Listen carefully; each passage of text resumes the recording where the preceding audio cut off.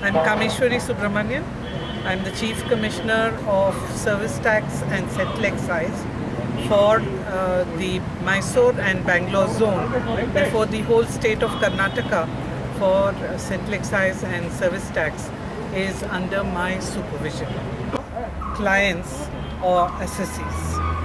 And with this in view, this year of the taxpayer services will facilitate the department to extend excellent service to our officers and will also give an impetus for the manufacturing activity in India.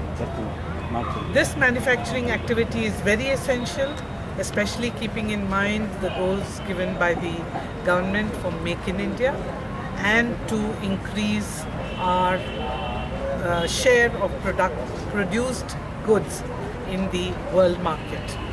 So today is being celebrated not only as the Central Excise Day, but the theme for this year is a theme for extending taxpayer services to all our assessees through whom we collect these duties and taxes. New policies and rules will come in the budget. We had some changes in last year's budget for service tax which were implemented in October this year.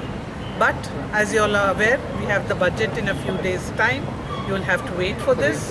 The one change that we are all anticipating is the introduction of the goods and service tax called GST, which will subsume both central excise and service tax along with the other state taxes to make taxation more simpler and easier and to avoid cascading effects.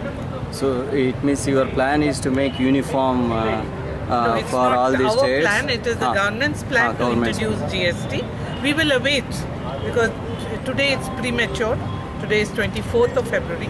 We have our budget being presented on 28th, but the government has made it very clear that they will be introducing GST very soon.